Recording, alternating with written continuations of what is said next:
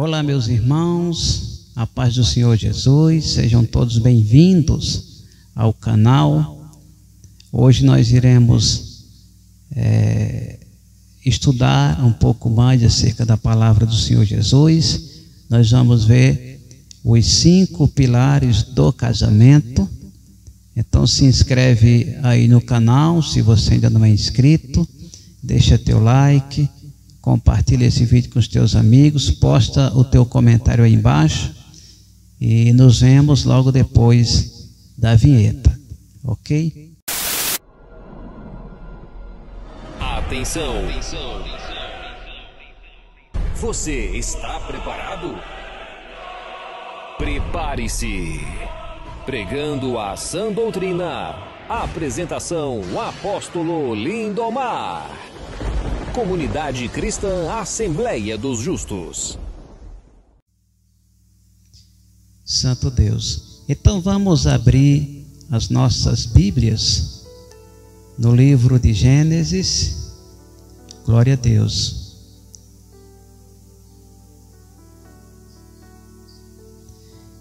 Gênesis capítulo 2, versículo de número 24. A palavra de Deus diz assim: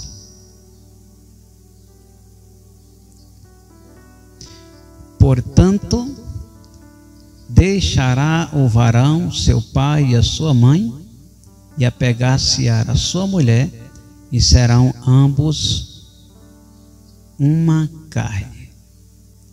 Amém? Glória a Deus. Santo Jesus. Então nós iremos tratar aqui acerca dos 5 pilares do casamento. Alguns teólogos dizem que são apenas 4, mas como eu vim de uma teologia mais ortodoxa e mais conservadora, nós cremos que são 5 os pilares do casamento. E é exatamente sobre este assunto que nós iremos tratar aqui neste vídeo, ok?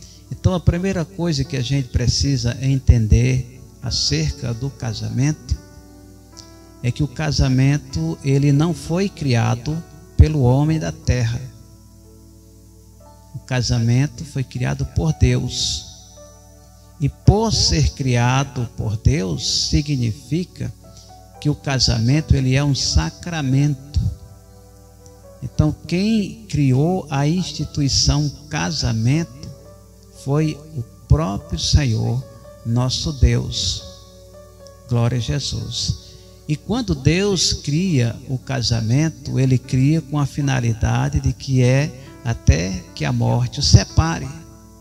Deus não criou o casamento para que o homem, ele no meio do caminho, ele se separe da sua esposa. Deus criou para que ele vivesse ao lado da sua esposa até que a morte os separe. Glória a Deus. Então veja bem, Santo Jesus. Quando Deus, ele chega e ele fala: deixará o homem o seu pai e a sua mãe, unir-se-á a sua mulher, e serão ambos uma carne. Uma das coisas que nós precisamos entender acerca da revelação desta palavra é o seguinte: nós precisamos entender que Deus disse assim: deixará o homem o seu pai e a sua mãe. Significa que o homem e a mulher que estão ali preparando-se para casar-se, eles vão deixar pai e mãe e vão se unir, tornando ali uma só carne. Ou seja, eles vão deixar a sua família, dos seus pais, dos seus irmãos, para formar uma outra família. E quando a pessoa, ela faz o contrário, né? Tem muita gente que casa e continua na casa dos pais. Esse casal vai ter problemas, porque A pessoa que é recém-casada, ela precisa de privacidade.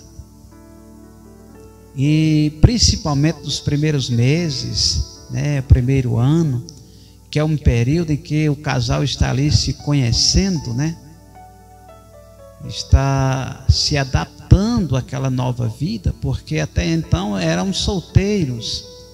E o padrão de vida é completamente diferente. Depois que se casa, aí a coisa muda.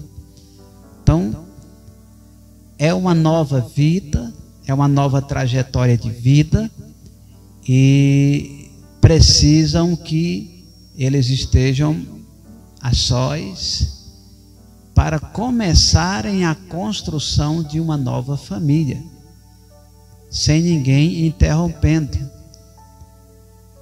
Glória a Deus. É lógico, irmãos, que existem casos em que a pessoa ela é obrigada a casar e ficar convivendo com os pais na mesma casa, né? Por exemplo, uma pessoa que tem os pais idosos, aí moram sozinhos, não tem ninguém por perto para cuidar deles. Então, nesses casos, a pessoa ela é obrigada a permanecer ali na casa dos pais, o casal. Mas isso não faz parte da regra, isso aqui é uma exceção à regra. A regra diz: deixará o homem, seu pai e a sua mãe, e apegar-se à sua mulher, e serão ambos uma só carne. Então, vejam que o primeiro pilar do casamento é um homem unindo-se com a sua esposa e tornando-os uma carne só. Significa que casamento é um macho e uma fêmea. Os dois formam um casal. Casamento vem de casal. Veja o que é que Deus fala aqui no livro de Gênesis, no capítulo 1, e versículos 27 e 28. Olha só, Deus diz assim: e criou Deus o homem à sua imagem, a imagem de Deus o criou, macho e fêmea o criou. E Deus lhes abençoou, e Deus disse-lhes: frutificai-vos, multiplicai-vos e enchei a terra, sujeitai-a e dominai sobre os peixes do mar e sobre as aves dos céus e sobre todo animal que se move sobre a terra. Glória a Deus, Jesus. Agora vai lá para Gênesis capítulo 5, versículos 1 e 2. Olha só o que é que Deus diz. Este é o livro das gerações de Adão. No dia que Deus criou o homem, a semelhança de Deus os fez. O fez. Macho e fêmea os criou, e lhes abençoou, e chamou o seu nome Adão. No dia em que foram criados. Glória a Deus, Jesus. Então percebam que Deus ele cria ali macho e fêmea, um homem e uma mulher, e esses dois tornam-se uma só carne. Então o casamento ele é monogâmico. Este é o primeiro pilar do casamento. É um homem com uma mulher, é um macho com uma fêmea. O casamento ele não é homoafetivo, como querem enfiar a goela abaixo na sociedade. Santo Deus, é um macho e uma fêmea.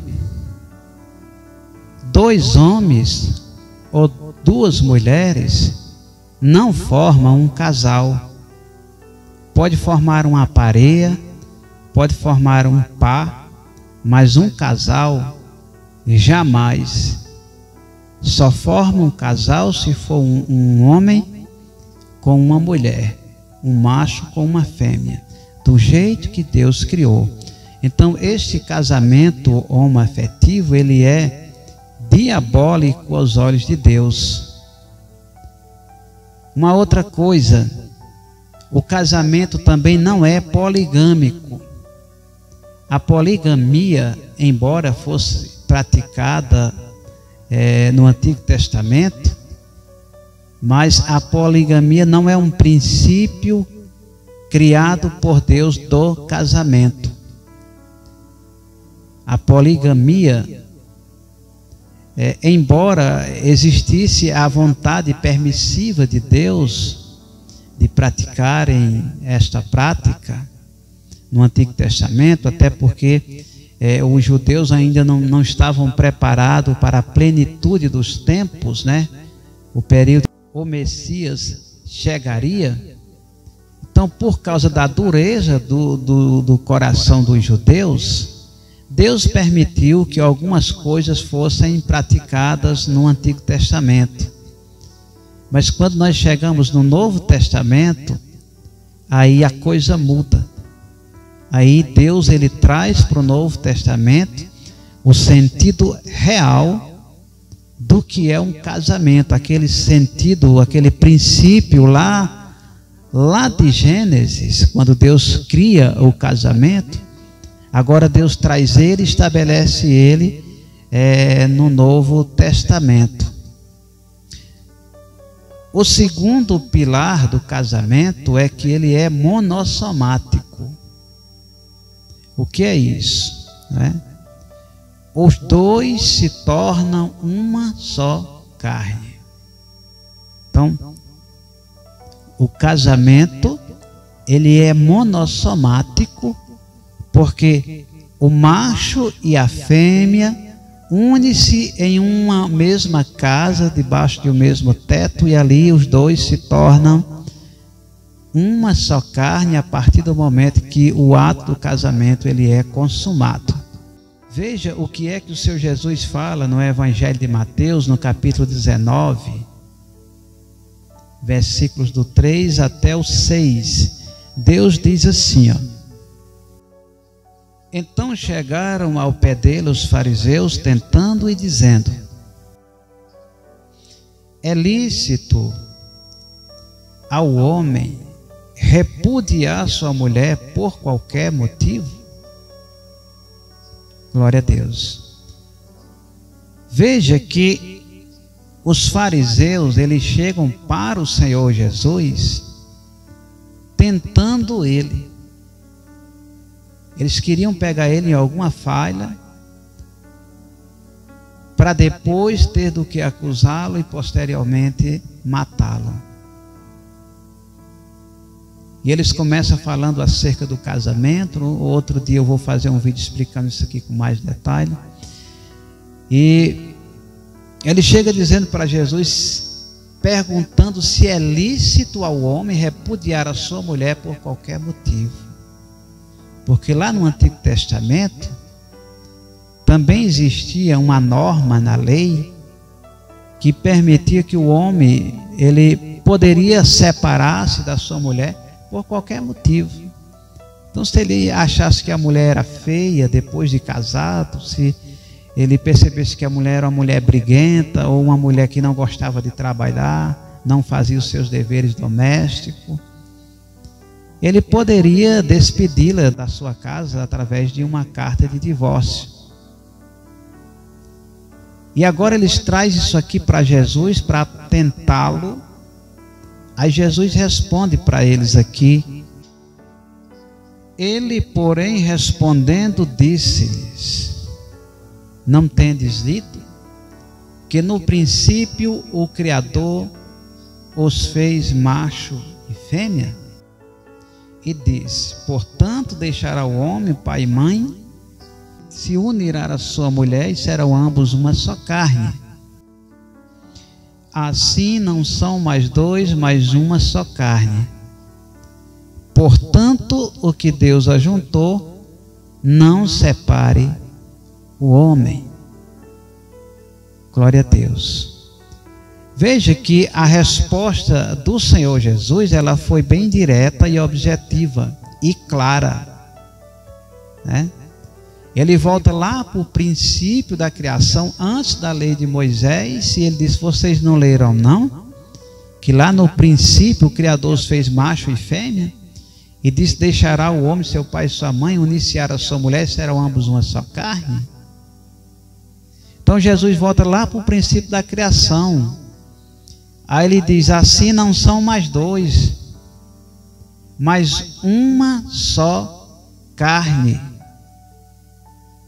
Está entendendo por que o casamento ele é monossomático? É os dois se tornando uma só carne? Glória a Deus. Aí vem o terceiro pilar do casamento. Significa que o casamento ele é indissolúvel. Ou seja, ele não foi feito para ser desfeito. Veja o que Jesus fala aqui no versículo 6 de Mateus 19, que a gente leu. Jesus, ele diz assim: não são mais dois, mas uma só carne. Aí ele conclui falando assim: portanto, o que Deus uniu, não separe o homem. Olha só. Ou seja, o casamento, por ele tratar-se de um sacramento, não é de todas as maneiras que ele pode ser desfeito. Jesus fala assim no livro do profeta Malaquias. Vai lá para Malaquias capítulo 2. Versículo 14 e 16. Vamos ler aqui primeiro o 14. Olha só o que é que Deus diz. E dizeis: por quê? Porque o Senhor foi testemunha entre ti e a mulher da tua mocidade, com a qual tu fostes desleal, sendo ela a tua companheira e a mulher da tua mocidade. Olha só, irmãos. Por que que o casamento ele não pode ser desfeito de todo jeito? Existem algumas regras pelas quais uma pessoa pode casar uma segunda vez. Por exemplo, a mulher, ela só pode casar uma segunda vez em caso de morte do marido. Onde é que está isso? Carta aos Romanos, capítulo 7, versículos 2 e 3. Lá diz que a mulher casada está ligada em todo o tempo pela lei do marido. Portanto, se ela for de outro marido vivendo o marido, ela será chamada adúltera, se for de outro marido. Mas morto o marido, livre está da lei do marido, e não será chamada adúltera, se for de outro marido. Então essa aqui é a regra no caso da mulher. Ela só pode casar uma segunda vez em caso de morte do seu marido. Depois eu vou fazer um vídeo explicando isso aqui com mais profundidade. No caso do homem, ele pode casar-se uma segunda vez em caso de morte da esposa ou em caso da mulher se prostituir. Então, se a mulher cair em prostituição, o homem ele pode perdoá-la e reconciliar-se com ela, ou separar-se e fica livre para casar uma segunda vez, contanto que seja no Senhor. Isso aqui vale para os dois. Está entendendo? E no caso do homem, isso acontece por conta da submissão. Quando a mulher pecou, quando ela comeu do fruto, ela pecou primeiro, e por causa disso, Deus apertou mais ainda a questão da submissão. Depois, quando a gente for tratar de divórcio, eu vou explicar isso com mais detalhe para os irmãos. Mas veja bem, é por isso que o casamento, a gente não pode casar-se com qualquer pessoa. O casamento de um servo de Deus, de uma serva de Deus, deve ser com pessoas de Deus. Santo se casa com santo. Glória a Deus. E quando os dois servem a Deus, crendo da mesma forma, aí, meu filho, o casamento ele é duradouro. Mas se você colocar um santo e um ímpio para conviverem debaixo do mesmo teto, vai ter problemas e graves. Esse é o problema do número assustador de divórcio dentro das igrejas. Antigamente, o parâmetro de um crente, quando ele ia casar-se, quando ele pensava em casar-se com alguém, o parâmetro que ele usava era a Bíblia. Então, o pensamento dele era de encontrar alguém de Deus, que temesse ao Senhor, que amasse a Deus e que quisesse conviver o resto de sua vida ao seu lado. Como é que está o pensamento da maioria dos cristãos de hoje? Se a mulher tiver um corpinho bonito, uns olhinhos bonitos, um cabelo bonito, se ela for bem feita, esse é o parâmetro. É o mundo, não é mais a Bíblia. Não procura saber nem se a pessoa tem caráter. E eu conheço muitos crentes que quando começa a namorar com uma pessoa do mundo, que a gente vai dizer, irmão, traga essa pessoa para a igreja, pregue para ela, veja se ela é uma pessoa que pelo menos ela tem temor a Deus. Eles dizem, não, se eu falar de Jesus, elas vão embora. Ué. E tu quer entrar no lugar onde Jesus é proibido de entrar?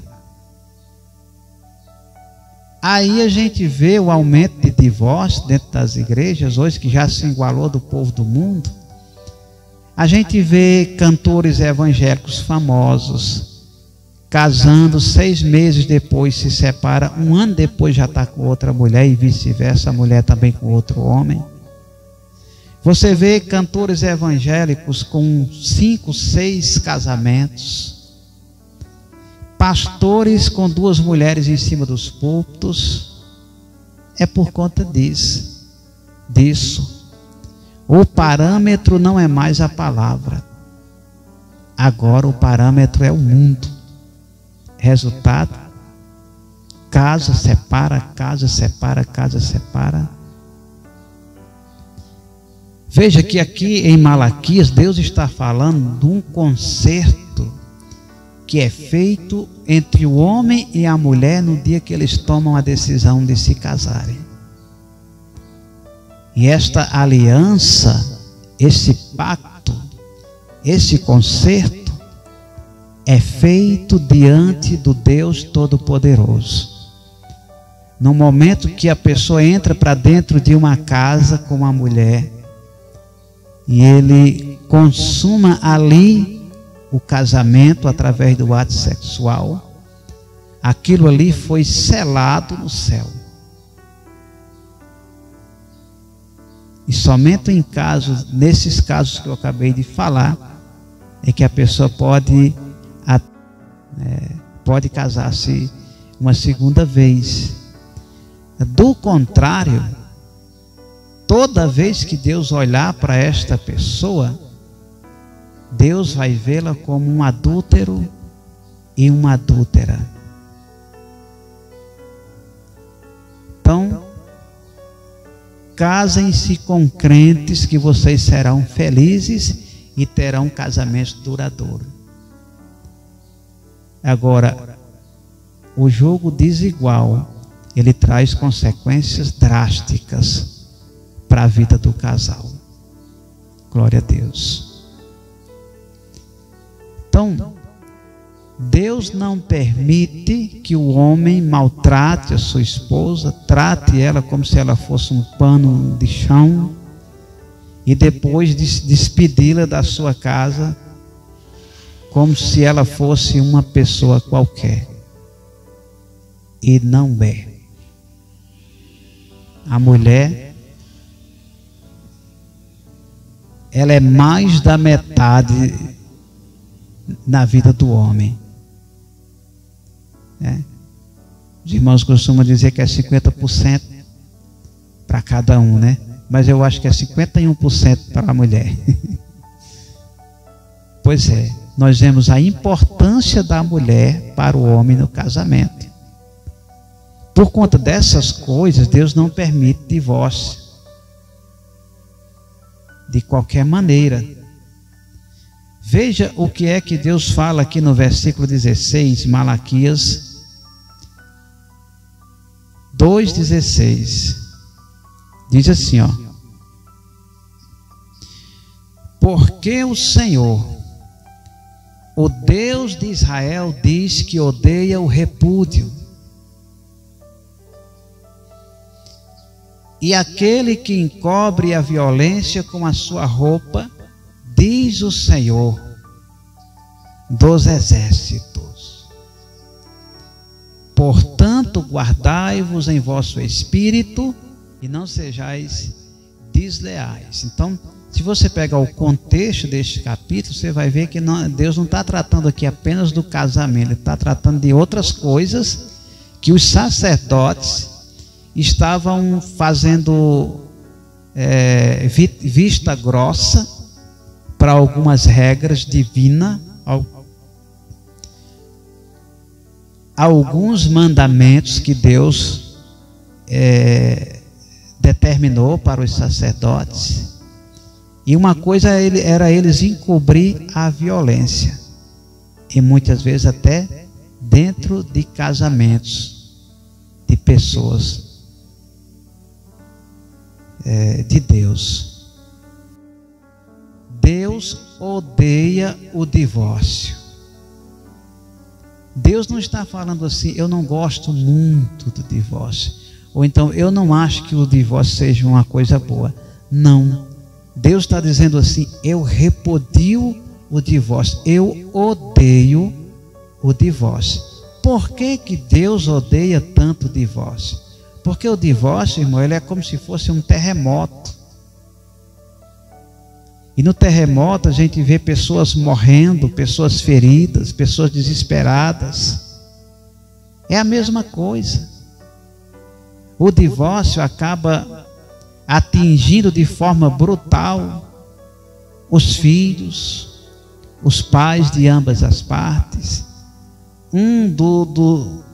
Dos dois sempre sai ferido, amargurado. Muitas vezes a pessoa acaba até morrendo por dentro, nunca mais ela vai conseguir ser feliz na vida. O divórcio ele consegue atingir até um grau de parentesco mais longínquo possível. Então não pode ser considerado algo bom. É por isso que um dos princípios pelos quais Deus cria o casamento é para que ele seja até que a morte separe. Ou seja, ele é indissolúvel. Não foi criado para ser desfeito. E compreenda uma coisa, irmãos. Quando a gente pensa em casar-se, você tem que entender uma coisa. O seu pensamento é de casar-se, construir uma família, ser feliz ao lado da sua esposa, dos seus filhos. A gente não pode casar com a mentalidade do povo do mundo, que já casa pensando em se separar. A pessoa se casa e... eu já escutei muito isso. A pessoa diz, me casei com fulaninha ou com fulaninho, se não der certo eu parto para outra. Isso não deve ser o pensamento do cristão. O pensamento do cristão deve ser casar-se e viver para sempre, até que a morte o separe ao lado da sua querida e amada esposa. Esse deve ser o pensamento de um cristão. E isso significa que o quarto pilar do casamento, ele é vitalício. Ou seja, é até que a morte separe. É tudo que a gente vem falando desde o começo. Quando Deus cria o casamento, Ele cria com esta finalidade, que os dois vivam até que a morte os separe. É por isso que Ele também é vitalício. Glória a Deus. Para nós encerrarmos, o quinto pilar do casamento é a procriação da espécie. Deus criou com este propósito. O casamento, ele não é só para prazer sexual. Ele também foi criado com a finalidade de ter filhos, construir uma família, espalhar-se, encher e povoar a terra.